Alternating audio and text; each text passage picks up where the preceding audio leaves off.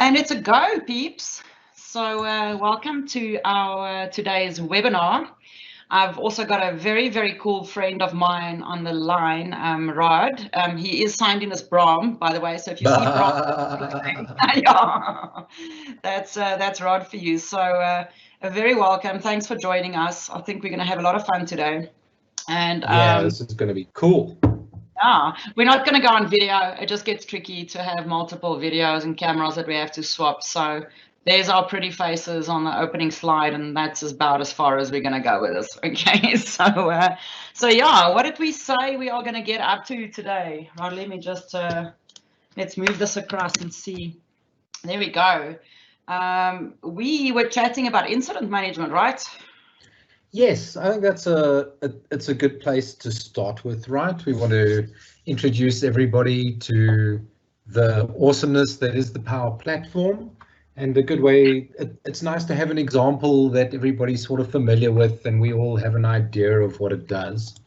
I definitely think so, and what I kind of liked about the idea, because believe me, I did webinars for a while every week, and then I got lazy and I skipped like 2 months. Okay, and because you kind of you're like, what am I going to do next week? It's not like you always have a million ideas. And what I like about this is, I mean, incident management's quite generic, right? So it's something you can adapt for pretty much any system. It could be a ticket logging system, it could be incidents or audit logs or something. But this can be adapted for many things. But that also means that you and I can, over the next couple of weeks, keep on fiddling with this process and add cool things and optimize and add a workflow and maybe eventually put a Power BI report on it or something. But we can keep on building up on the same process. So you don't have to rework and build a new process every time. I think that saves a lot of time, I suppose. Yeah, there's a lot to get into, right? Power Platform starts off in its most basic form, super easy, and the more you want to do with it and the more you want to embellish it, and the more professional you want the end product to be, the more complicated it gets. So it's nice to start at a base where we all know what's going on, and then we'll build on that week after week. I agree, and especially for me, I was thinking this afternoon that I was thinking about the two of us because I wanted to do some cool opening slide and then I did something boring, but I thought about the yin yang sign, okay? And I thought that if the yin yang sign was a pie chart for your level of Power App knowledge, and black was the percentage of Power App knowledge, then you would be the black side of it with a white dot, and I would be the white side of it with a black dot. I mean, that would be the pie chart of my Power App skill. I mean, I do consider you such an expert, and I mean, you've helped me so much in the past. So I'm very, very excited to do this with you. I have to admit, I'm like super psyched about this. So, cool. I am too. This is going to be great. I think so. I think so. So we are absolutely going to start in SharePoint, okay? And eventually, Rod's going to help us as well to do things that are more complicated. So I've never built, I'm lying. I have built a Power App that just points it to Excel, okay? But it's easier for me to build a Power App that comes from SharePoint. So because I don't consider myself a developer, and I think for end users as well, it's easier to build a list in SharePoint because the entities and the database and stuff is sorted, if that makes sense. You don't have to try and figure that out. Am I right, Rod? I mean, that's just the easier place to start. Do you agree with that? Absolutely. Yeah. So, I mean, you can build these things on Excel. That's got a number of issues, right? SharePoint Online is a great place to do this for a whole number of reasons. It's really easy to get the list together, as we're going to go through now. And then it's a controlled environment where the data is controlled. We can have auditing on it and version control and all of that nice stuff. It obviously plays very well with the Power Platform, and it's part of the normal connectors, right? Once Absolutely. You start getting more complicated and you want to do SQL and stuff, then those are premium connectors that you have to pay more for. And That's certainly true. For the vast majority of our first sessions here, we're definitely going to try to keep it in the standard connector range. So if you're sitting in your company and you want to put something together, you can do it without having to worry about the licensing, right? If you've got an O365 license that includes Power Platform, the normal one, you will have access to all of this stuff. Absolutely agree. And you know me, I'm a fighter for citizen developers. So I really try and deal with things that people can do kind of out of the box before there's extra money involved or extra permissions or things. And this is just the perfect place to start. So we're gonna rush into SharePoint now. Okay, I mean these webinars normally go so fast. Okay, but we're gonna go into the SharePoint side now, and I'm gonna build a custom list. So if you're not used to SharePoint, you can definitely go watch this video afterwards. It's going to be shared on Rod's YouTube as well as my channel, and so that you can kind of step by step just do it again. So I'm not assuming that you have SharePoint knowledge, but to build an app in SharePoint, if you have permissions on that site, okay, so if you open up the settings wheel on the right, you'll see that there's an add an app button. And the easiest way for me to build something from scratch is normally to build from a custom list. So not being accustomed to SharePoint, maybe think of a custom list like a blank Excel spreadsheet, and you're going to put column headings in now where people can fill in data. That's pretty much, I think, what we're going to do now, right? And collectively, we decided on something like incident management, okay? And I mean, I love the fact that Rod's on the call as well, because I tend to bully people into doing what it is that I want them to do, and I've got all these strange things in my head of how things are supposed to work. And when it comes to building apps, there's definitely something that I'm very pedantic about, and it's naming of apps. So maybe we don't even need to do it this way anymore, but back then, believe me, we always used to keep our URL short. So I would absolutely build the apps first with an acronym and then rename the app. Is that something that you used to do as well, Ron? So the way you want to do your naming conventions in your environment is always a very personal choice, even among like hardcore devs. The couple points I would say is you want something descriptive that you can find again. And typically you want to avoid spaces and special characters. Mm-hmm. Absolutely. Beyond that, it's really dealer's choice. Absolutely agree. I think, again, I'm saying is that I still base this on an issue we had in SharePoint on premises. I mean, things were a bit different with URLs then, things have changed. So I'm still sticking to those ways. It's cleaner for me. It keeps my URL shorter. It's just the way my craziness works. I don't like those long, crazy URLs. So once the app is built, I've just built it with ICM for incident management, which now doesn't incident management. Yes, it does. So I'm going to go to the settings of that list and just quickly rename it first. And you'll see that there's list name, description, navigation, and I can go call this incident management. And I still stick to my descriptions as well. So this app will be transformed into a Power App, okay? And the quick launch is just whether you want to display it on the left or not. It just depends on whether that's something that you want to show there or not.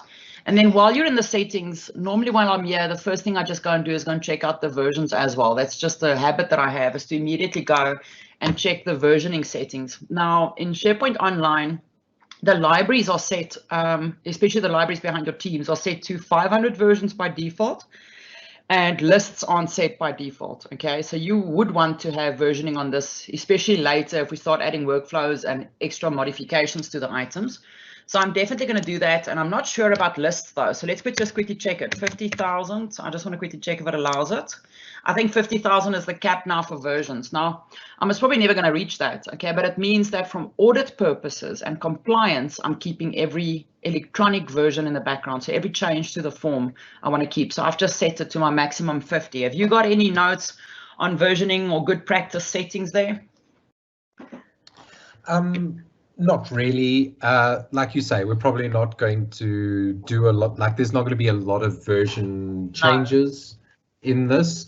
As we get into more complicated versions of our app, there's a bunch of stuff we can do to manage that versioning from the app, right? We might want to do that in different ways for reporting down the line. Got it. So the versioning here is very nice and it's easy to do. And today specifically, we're talking about the easiest possible way to do it. Cool. Once we start thinking about reporting, we'd want to get a little bit more complicated with it. But for now, cool. that is fantastic. So normally I don't build apps on the fly. Okay, it's purely because I'm lazy now and I didn't do enough prep work. But normally I don't build apps on the fly. I normally do some planning in Excel first, and I've got this little Excel file that I use for it. I'll share that on the blog again as well. But I've got a little feature, not a feature mapping, I'm joking, solutions planning spreadsheet, where I normally in Excel then go and plan and say, what should my columns be? Because it's easier for me to visualize it in Excel before I just build it on SharePoint. Because otherwise, you're going to keep on moving and changing and adding things on SharePoint, and it's easier to just visualize it in Excel first. Okay, so if I look at a custom list, the thing that you have to know first is that it's always going to have a title column, and that's your clickable URL, and it's also your unique field. Okay, so it's always going to have a title column. So let's quickly talk through incident management, and you also throw some ideas at me. But if I think of a thing like this, one of the first fields that you'd want to add is, for example, date. Is definitely what was the date of the incident, maybe type of incident, so we can figure that out now in a moment. So maybe you have a list or a drop down of types of incidents. You know, it could be, I don't know, could be a quality issue. So let's just say, I'm sorry. I'd say we want to differentiate date a little bit. So date of incident, because we're also going to have a date logged and a date closed and that sort of stuff down the line. So that's well pointed out. So we're going to come back to this title column because that's always an interesting one. And at least with Power Apps, you can do some stuff with this. But date of incident, type of incident, what else are we thinking of that could work? We need a description column. That's let's call it a short description. So like a title. Yeah, that's going to be, would we say that this could perhaps be the short description, because I've got 255 characters for it. So if we say short description, could go in there. And that means that this can be the broader description, so the full description or something. Does that make sense? That makes sense. What would you put in the title column? Because incident number is tricky, except if you write it back with workflow. So, I mean, not really. So because we're using SharePoint, right? SharePoint has automatically, it creates IDs in the list for us. It's got a so ID. We can just use the SharePoint ID as our incident ID, right? Got it. If we want to get fancier and have like a I1, I2, or whatever the case is, then we can do that either in SharePoint as a calculated column, or if we want to have different ones by the type of incident, then we can do some clever stuff in Power Apps. But for our first go into it here, I think we're going to make it really nice and simple. Okay. So I would definitely say that it's going to be date of incident, type of incident. I'm going to just move this column. I don't know why. Because I normally do this in Excel as well. I already plan the sequence of things so that I build it right and I don't have to move things around because I'm that lazy, right? Because I'm sure most IT people, we spend most of the time fixing things, not building things, okay? So I'm lazy and I don't want to fix things. So date of incident, type of incident, which is going to be a drop down. Full description could actually be there. So my title is there that I'm going to rename. Date, type, title, full description. We could bring in, how about like severity or something? Is that something that could be like, how serious is this? Yeah, the severity is really a good one. I'd say we'd probably also want a status. So yeah, got it. Open. So when you have it, it's initiated, and then it's maybe investigated, and then it's closed or something like that. I don't know. Absolutely. Maybe. Makes sense to me. Investigation, closed, and what would the other one be? Not closed, not deferred. What do you call it when it's not closed, but they can't do anything to it? What would that be? Let's call it who knows. That works. We can always go back and change these, right? Exactly. So severity, would we just go for low, medium, high for now to not? And again, remember, remember that you guys can take this and kind of apply it to any type of form that you want to build. That's why we wanted to use something where it uses like similar columns and different types of things that you could use. So we've got date of incident, type of incident, title, full description, severity, status. Now, of course, in SharePoint, I can use the log by person as the initiator. But in some companies, you might want to say that you can log on behalf of other people. But I think for now, for the sake of being lazy, the initiator on the form or on the details would actually be the created by. What do you think, Rod? I think that works for today's, right? I think so. I think our plan for today is where we are doing the most basic type of app we can. Absolutely. It's not going to have a hell of a lot of bells and whistles. And then next time we'll look at how to make it more complicated. So that's something you're going to have to help you with. Yee whiz, that I struggle to add a new field to a form when I've already refreshed it and published the Power App. It proved to be quite interesting. I got it right, but because it doesn't magically appear on the form, you know, it's like there in the background. No, so you've got to go fetch it. So we can definitely add some fields. Yeah, it would be a good exercise. So anything else you can think of, or are we going to run with this for now? I think let's leave it here for now. We'll do this one for today. And then next time we'll add stuff like resolution details and closed dates, and we'll get into how to have different experiences depending where in the process the and ticket root is, cause right? analysis and crazy things like that.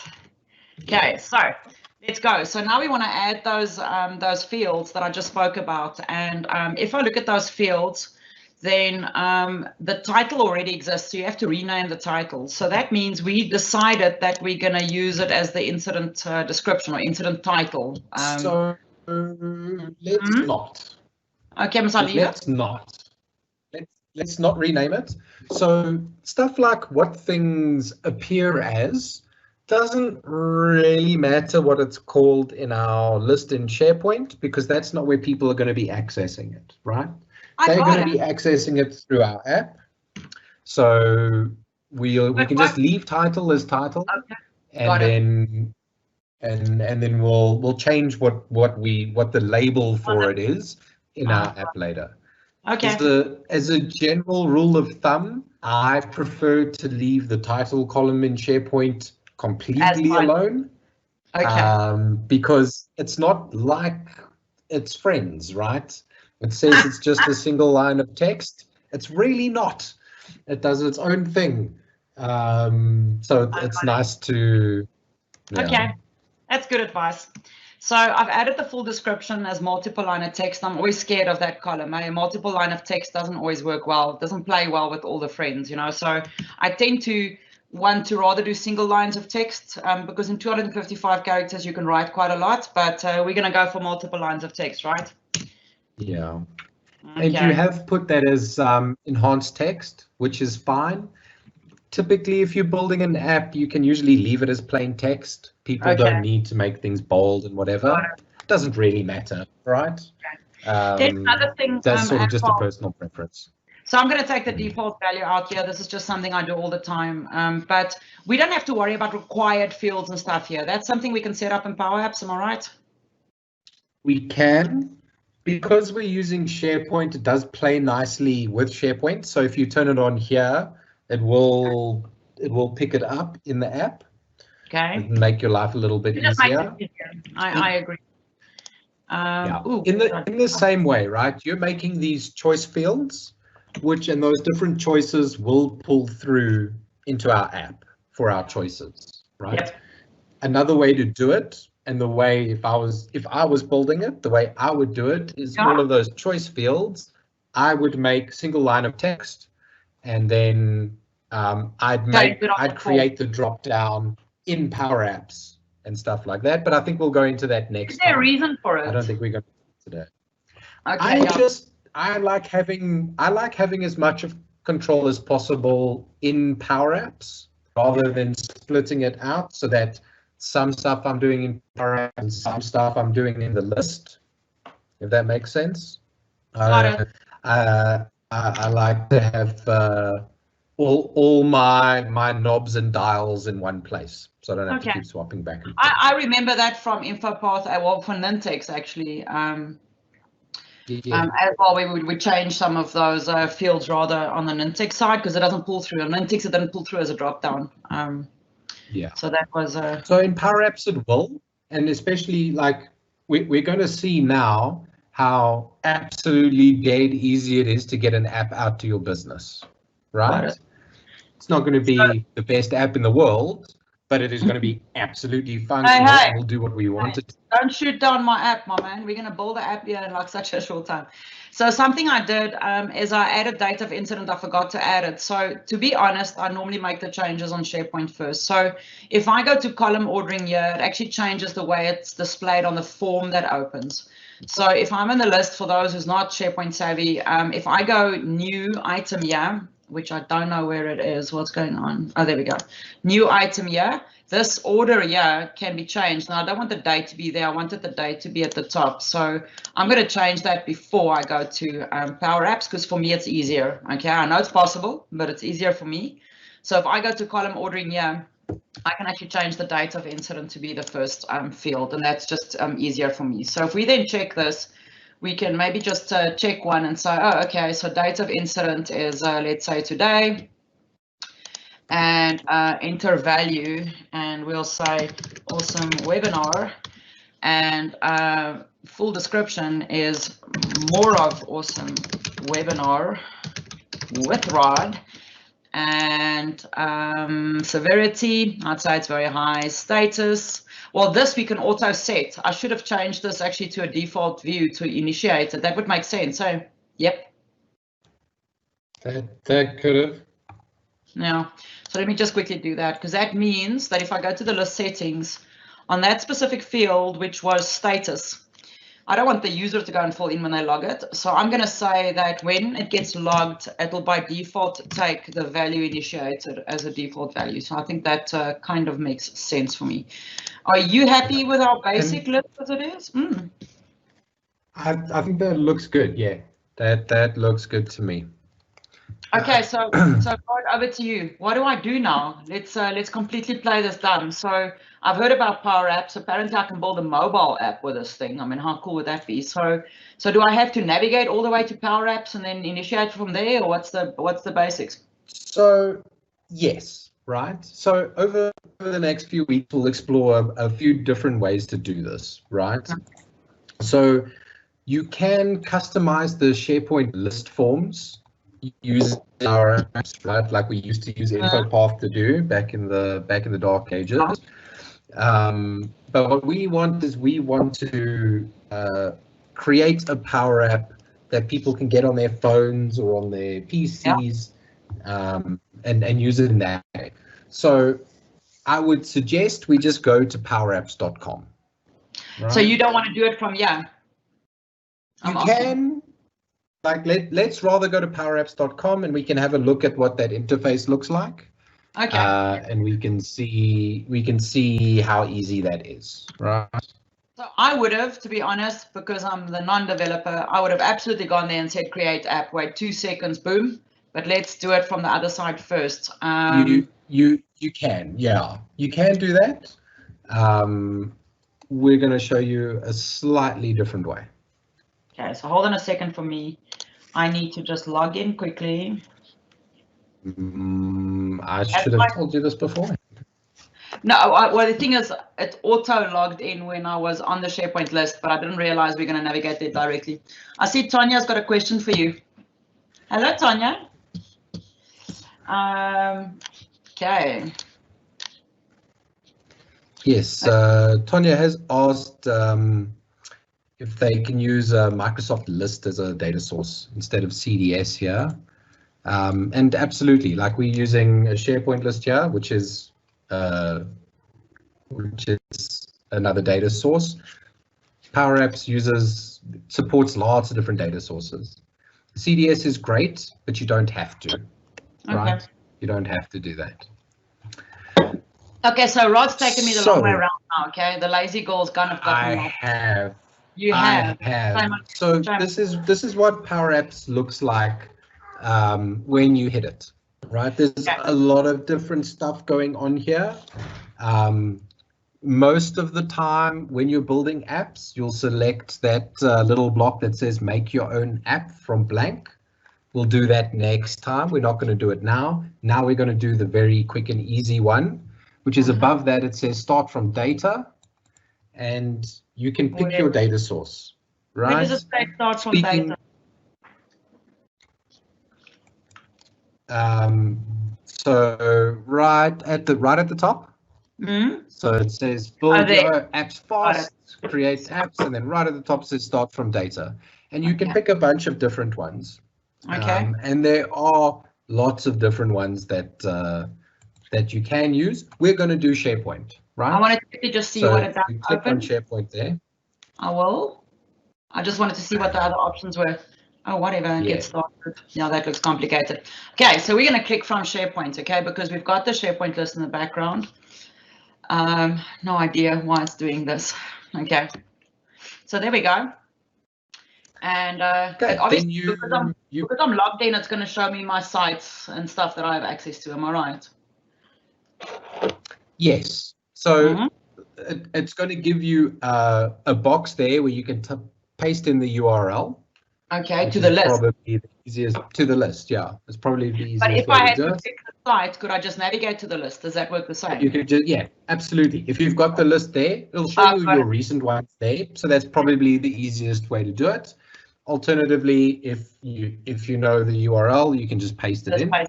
Got it. But, yeah, and then you select the list you want, and you click go. Cool. All right.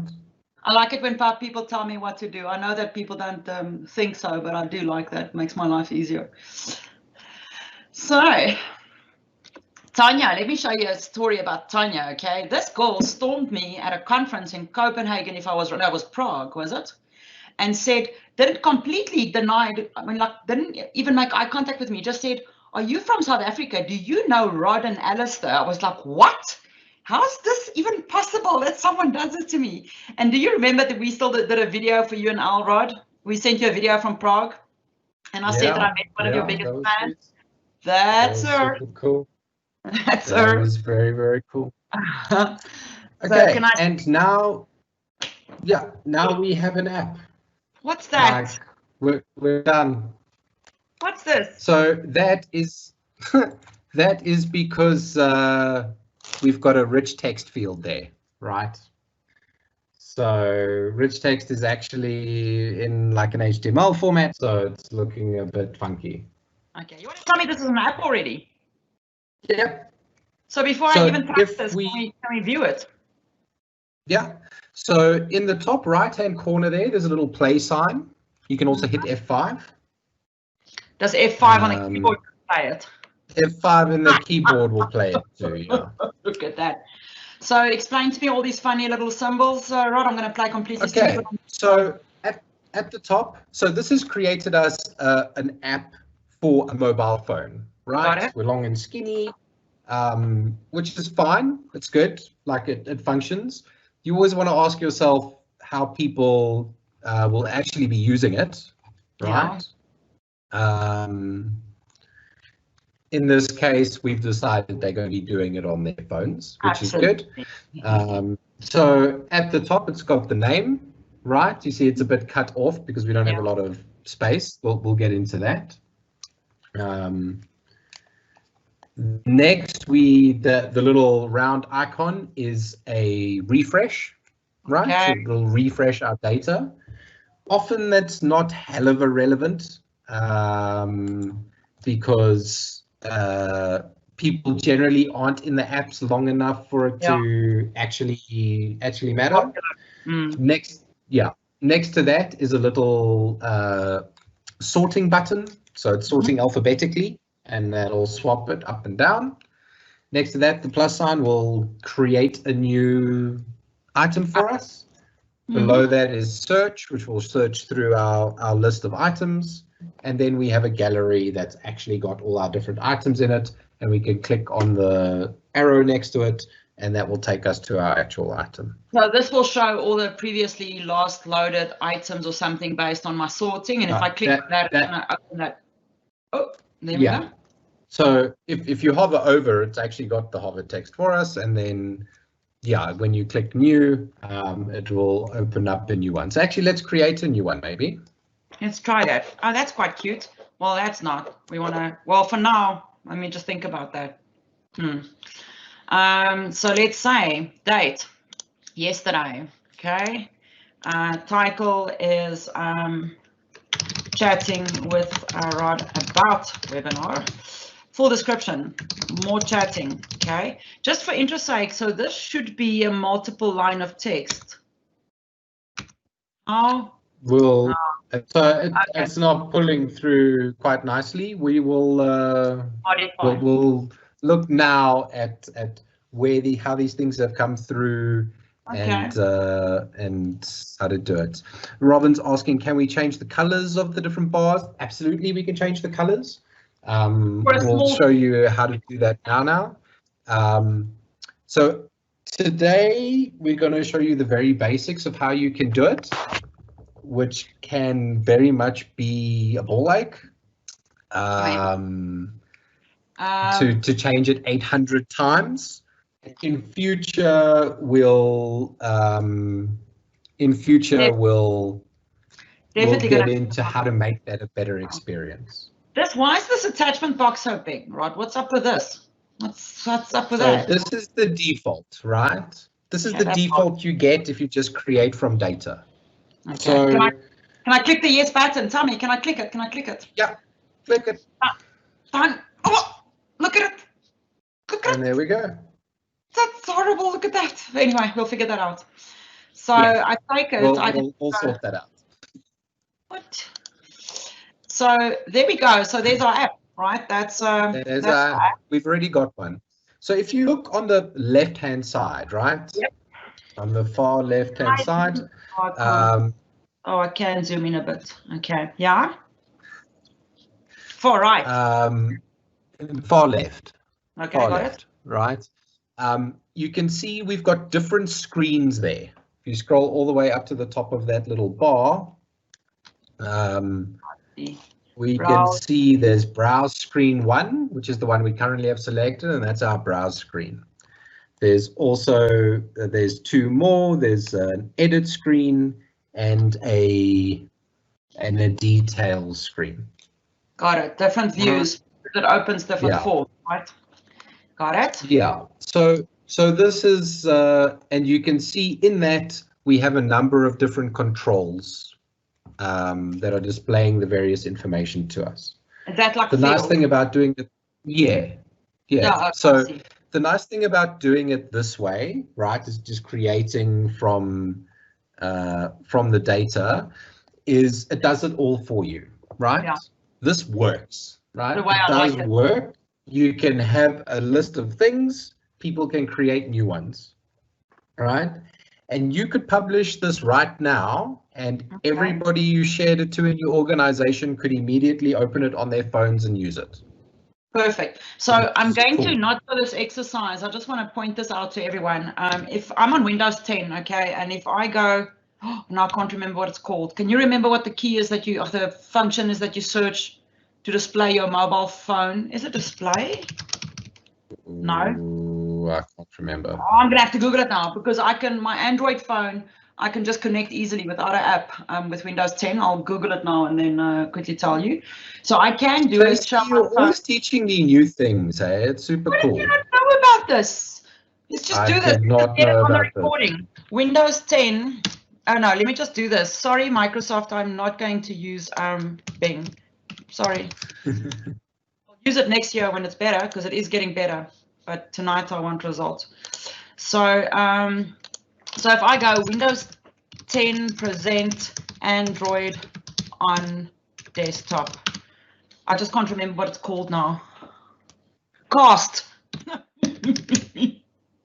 Connect to a wireless display, and there's a little if you drag down on your phone, Rod, there's on my phone there's a wireless projection setting, and then I just go boom and I project on the screen. But what happens a lot is when I'm in recording mode and I'm busy on a Teams meeting or something, if I project my phone, then everything goes like a little bit into hanging mode. So I don't want to do it right now.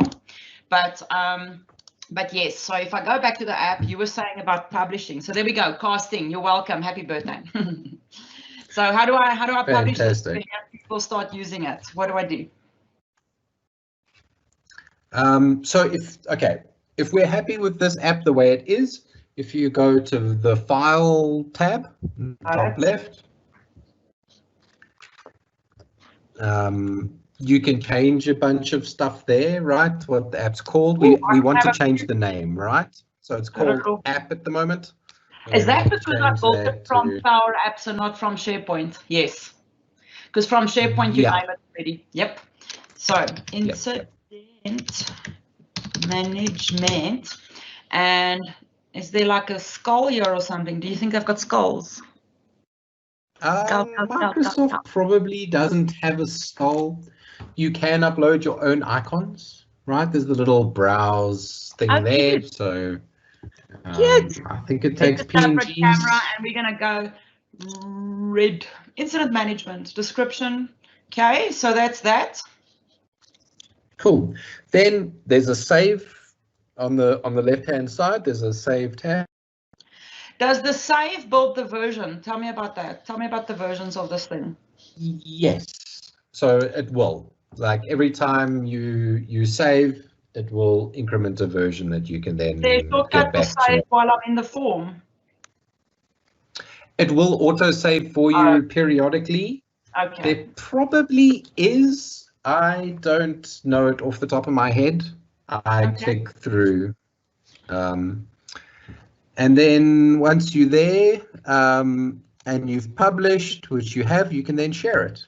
And I've not published it yet. I've just saved it. How do you publish it to the mobile app? Am I confused now? So, yeah, it is available. If you click share, you can then share it to people in your organization, groups. You can share it to everyone if you want to do that. Okay, so that's is that like share that to Brom. Well? Is that giving the permissions to do it? So Brom's not in this. Sorry, I'll just Brom's not. And that is where you would share it to, right? Okay. If you have any connections, in this case we have a SharePoint connection. Yeah. Typically, it will share that connection with whoever's getting the app. Okay, got it. Yeah, sometimes it won't. So you just gotta be careful with that. But most of the time, they will. Where did my app go? Oh, edit. Okay, so I just want to recap that. Sorry, I just want to what? I'm not somewhere else. You've still got it open, Trace. You've clicked to another page. So if you go to the incident management tab, you've got there. There we go. That's what happens when you work with someone who's like a little bit hyperactive like me. So if I'm here, why did I think that there was a publish thing? Why is that stuck in my head now? That usually you will save and publish, right? So we can even check that out. So in the top left there's the little back arrow. If you click that, it'll take us back to our app. And as we make changes, then we're going to save and publish it. Okay. Afterwards. Okay, I'll check that now. So technically, if the users that has access to it that I've shared it with, and they have the little Power app on their phones, they can now already open that app on their phones and submit an item. Okay, am I right? So the way that works, right? There's a Power Apps app that you get on Android or iOS or theoretically Windows Phone, if that was still a thing. And that then is a launcher for all of your Power Apps that you have rights to. I kind of like it. It really works well. So that was just doing basics, and that's actually pretty much publishing your first Power App. This is not a pretty looking app, by the way, and I can't say I'm happy with that multiple lines of text looking display thing. That's really annoying me, right? But technically that's how fast it is to build an app. So to build a SharePoint list, and then as we said, we actually went around from the Power App side and then selected SharePoint as the data source, and then selected the SharePoint site and selected the list. But you can also, straight from SharePoint, just to point it out because I'm that lazy, I can also click there and say create app, because that just goes boom, boom, boom. You can, yeah, and then you will get this experience, right? The sort of app that we've just created. In the next one, we're going to talk about how you start from a blank canvas and get the same things happening, because that way you have a lot more control around what appears and what doesn't, and how it works and all of that. So we'll kind of build the Right. same one, but from scratch from the Power App side. Is that what you're saying? I think so, yes. I think that's a good way to do it. Okay, so this is me saying, hey. I want to mess around. We've got a couple of minutes left. So before we get complicated with much further, let's at least bring in a logo and just change a color somewhere. Can we do that? We've got time. Absolutely, we can. Let's do a color. Let's hide some fields, and then let's put in a logo. Cool. Right? Let's do that. So the color first, right? On the browse screen there, you can see there is something called label app name 1. If you go down, actually, I think it's rectangle 11 there. Sorry. You see, I don't know names of things, so I normally just select the boxes until it selects the right field, but I can see why that's a challenge. I would really encourage everybody to get used to the tree view in the left-hand side. It does make things a lot easier. It does, because you don't accidentally select the wrong thing. I mean, that's quite nice. So I've selected it on the right-hand side, rectangular quick. It's that big button. So I don't want the small buttons on top of it, because you'll see if you select one of the other ones, it's a different field. Or what did you call these things? Yeah. What did you call them? So they're all different controls. There we go. And they do different things, right? So the one with the name is a label, which is basically just a piece of text. The rectangle is a rectangle, right? So now we're going to get into a little bit of Devi language. Really. Why do we have to get Devi? Can't I just pick a color? Come on, Rod. Why do we have to get Devi? You can. So it's an important thing to know here, right? Go. So each of these different things, each of these different things, each of these different controls have a number of what Devi people call attributes, right? Wait, I've got to write this down. It's controls and attributes. Go. I don't even know if controls is the right way to do it, right?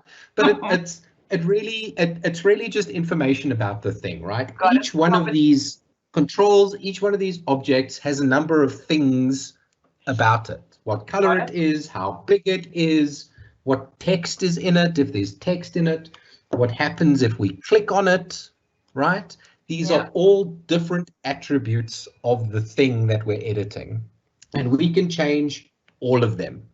Okay. And then if you change them, then that changes. So for instance, there's an attribute for is it visible or not? There's an attribute for the color, right? Which will be full. So we've got this. Okay. Yes, you can do hover colors, you can do all sorts of stuff. Press color, if it's a button, all of these different things. Very nice. So you've got it. There's a number of different ways we can do it. On the home tab, there is a full drop down that you can select and change the color there. That's easy. Likewise, on the right hand side, there's like a quick action pane there. We could do it there as well. It would be that one. Okay. Yeah. Another way you can do it is you see just above the canvas, we've got that bar. At the moment it says, there. So we can, on the left-hand side, we can hit the drop down and we can see all the different attributes that are in there. The right-hand side. On the left-hand side, above the tree view, there's a little drop-downy thing there. Yeah, right there. Okay. And that's all our different attributes, and we can change them. Like we can pick whichever one we want to change. We can change and they do all have RGBA codes for the colors, right? So this, in a way, just a question, this in a way is kind of similar to the easy pick ones you have here, but this explains the list and the different options. Yeah. So the easy pick one is just an easy way to get to it. Yeah. The best way to get to it is from that drop down. And you can also just type in there and it will auto complete it for you. So it's a lot faster than having to scroll through a bunch of stuff on the right hand side and whatever. And of course you get used to what the attributes or the settings are called, so it gets easier just to search for disable or display. Yeah. As you get more into it, you remember what they're called, and it's quite a lot easier. Just also do remember this is all in American spelling. There's no use in color. There's no use in color. And so, you'll just get used to speaking American. Absolutely. So Rod, here's a question as well, is that, so, and I fully agree with you, it's actually safer to select from the controls on the left, because to select here, sometimes I'm like, which one am I coloring? I can't tell you how many times I've done that wrong. So by selecting fields here, you actually know that you're looking at the right one. I used to, because I'm still getting to know Power Apps, it's been quite complex for me, and that's why I love doing this with you. But I used to kind of try and mess around here and really break things, okay? Because it's not that clear, or I don't know how to mention that, but you kind of like, it's thumb sucking it, because I don't know which color it is that I'm changing, and I don't know what it is that it's going to do. So this definitely works better for me, and I love the fact that I now understand this. This gets a little bit, these functions gets a little bit tricky for me. I mean, I understand RGBAs and things, but yeah, that's going to get more complex during our process, right? But yeah, so we're going to get through all of that. Also, some of this gets easier when we're creating it from scratch, right? Okay. So all of these controls, Power Apps is just named for us. So we land up with stuff like rectangle 11. What does rectangle 11 mean? It means nothing, right? Oh, I see. But you can rename those, and best practice is you name things properly so that you know what they are and you can go back to it, etc. Yeah. Right. So another Maybe question. Let's just go to So just for everyone on the call as well, please remember that this form exists with multiple views, and whatever changes you make here doesn't apply to the multiple views. Am I right? Detail screen is still blue, edit screen is still blue, browse screen is purple. Yes. Okay, so is there an easy way to change it across all? Yes and no. So if you select one of the screens, then on the home tab, there's a theme drop down. And that you can change everything for the whole screen. I've never seen this. But you can't custom it. That's what you get. Okay, that's not what I want. Okay. Yeah. There are other ways to do it, right? Which we'll get into later. You can set a variable to your color. Yeah. And then go to every place and have that look up to the variable instead of the actual color value. Okay. And then you can just change the variable and it will change everywhere. Well, now that you're talking about rather using the controls left, it was a lot easier to change them all than to try and click on the screen and say which button is it, which button is it, which button is it. So that definitely made it a little bit easier. That is a lot easier, right? So we got that. So if we go to the edit screen, let's just have a look at a form and we can see how we want to hide something. Okay, I'm on the edit screen. So I think next time we're going to do a more in-depth look into some of these controls and what they mean and how they work. But for now, we can see there's a form there called edit form under edit screen. And that is our form that we submit through. Okay. That is made up of various different, what they call data cards.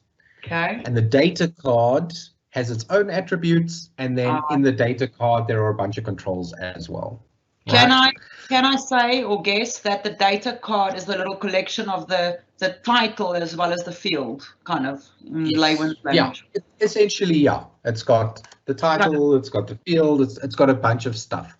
Maybe let's say we don't want attachments, but we don't want to delete it out the form. We just want to make it disappear for now.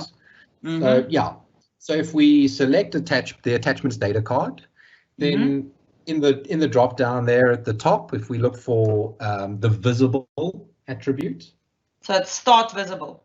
Oh, the drop down at the top, sorry. Yeah, the drop down at the top here. So if you just type in, you got to select that all, and then you'll see that's set to true, and you can just set it to false. Look at me coding, people. Sorry. And then it disappears. How am I the only one who enjoys this? Okay, so I selected it, I searched for visible, and then I went, no, it's not true, it's false. Okay, love it. So it's still there.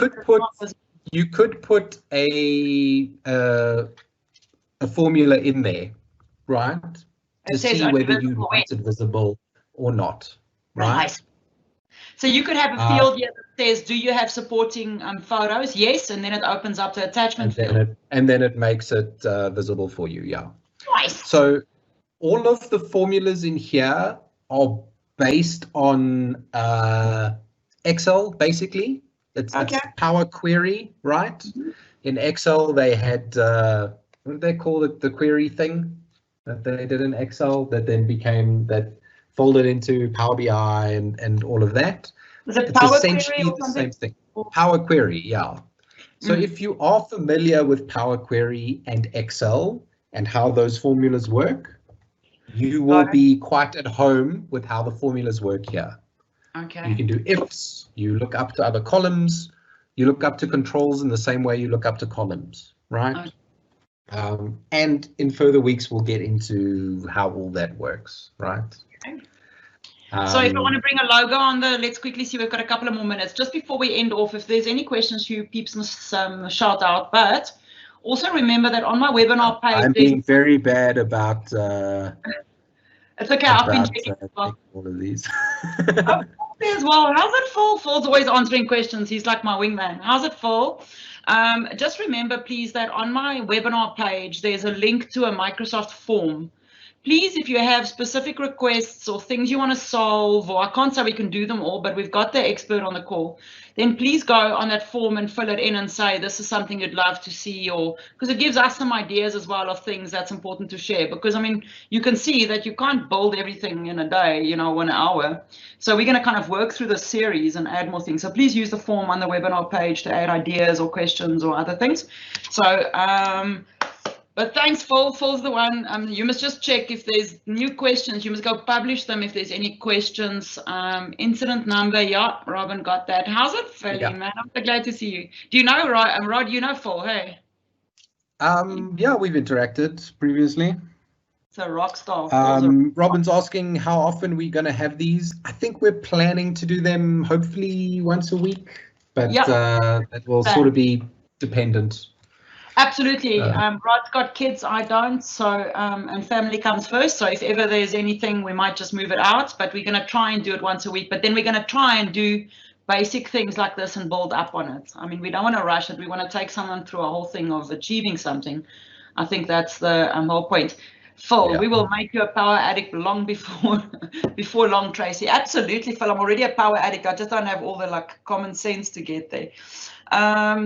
So let's quickly just look. We've got a couple of minutes. Tell me about putting a logo in on this form. How would that work? Okay, so the first thing we need to do is we need to add the media, right? We need the picture we're going to put in. So if you go to the file menu again. Yeah. There is a tab there called media. Yeah. There's images. It's got a browse button. It is going to pop your.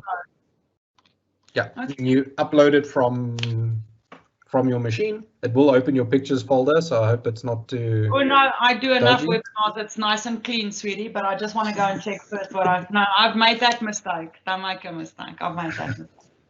Look, let me insert a nice logo. Oh, there's an interesting photo from yesterday's party. You know, not a good idea.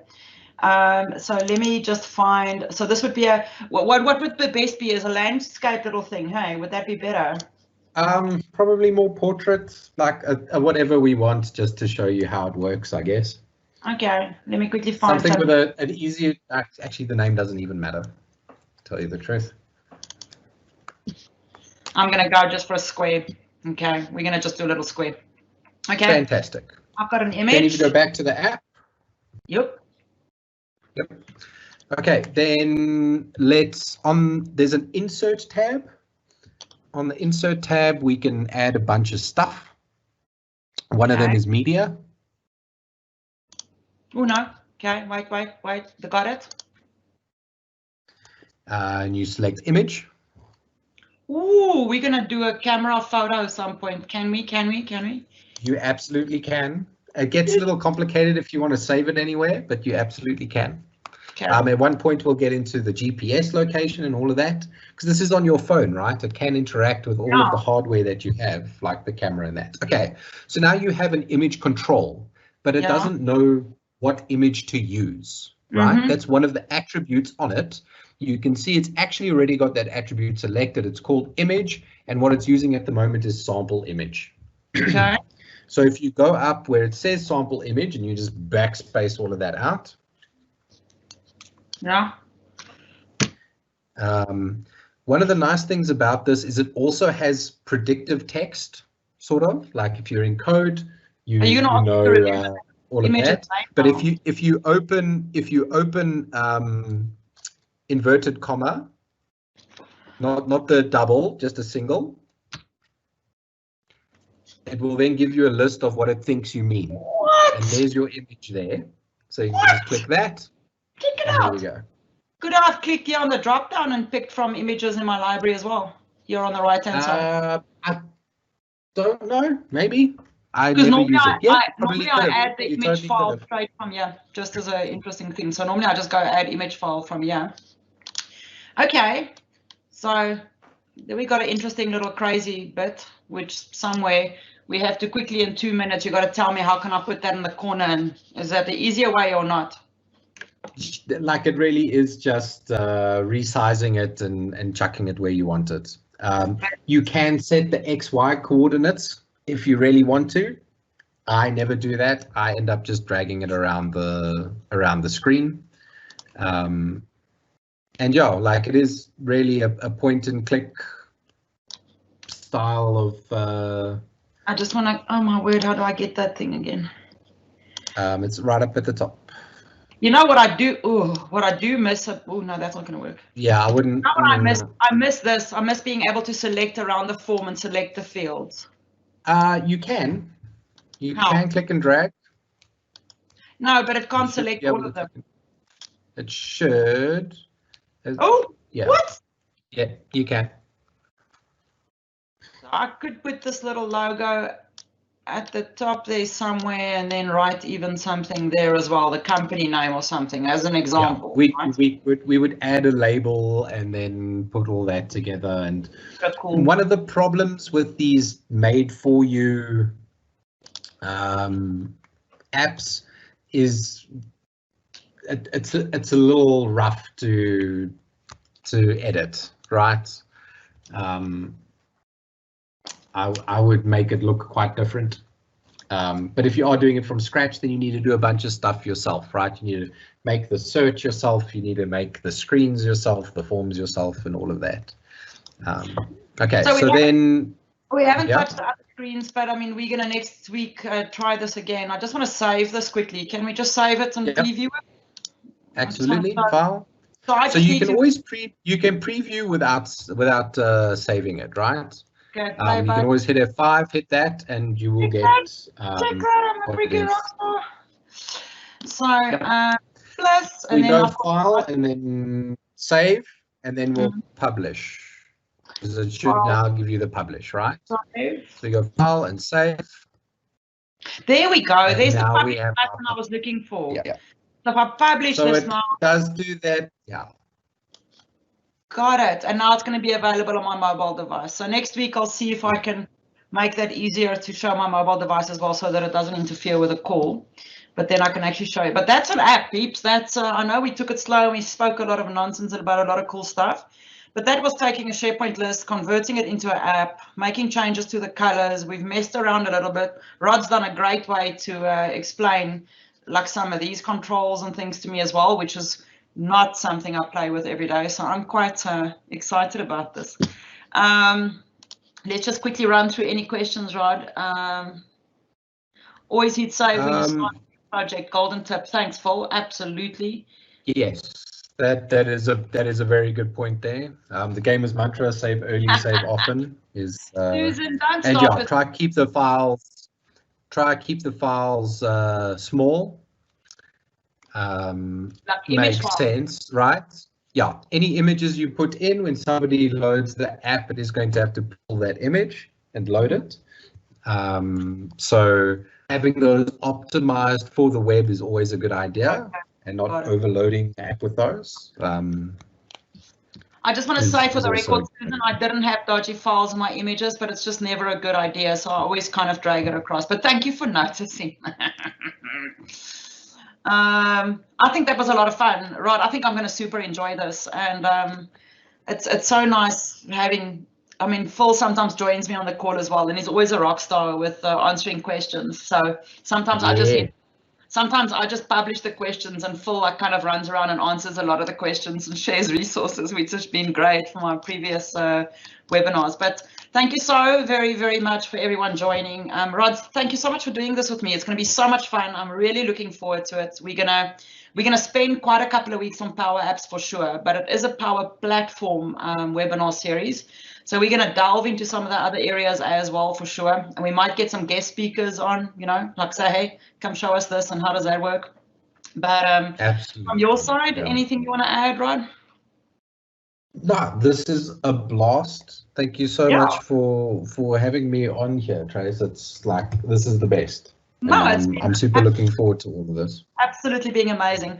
So everyone, we always share the recordings again. I'll share it again on social media as always. Use the form on my webinar page. Please go add something if there's something cool or specific things. I mean, just go and add like, hey, the properties, this, the that, so that because there's a lot that Rod can talk about, okay, but maybe we can also like specifically mention a specific button or something that you're dying to solve. But thank you very much again. Phil, thank you so much for always being my greatest supporter. It's always nice to see you on the calls. Tanya, so nice to see you, my sweet.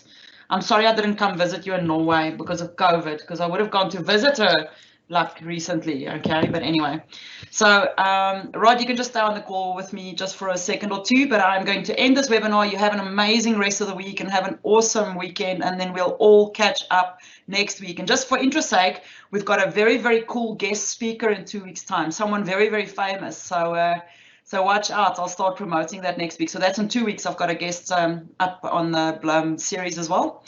But we'll catch you there next week. Everyone have an awesome week. Thanks for joining us. Thanks so much, Rod. I really enjoy this. No, thank you. And thanks, everybody. See you next time. And be excellent to each other.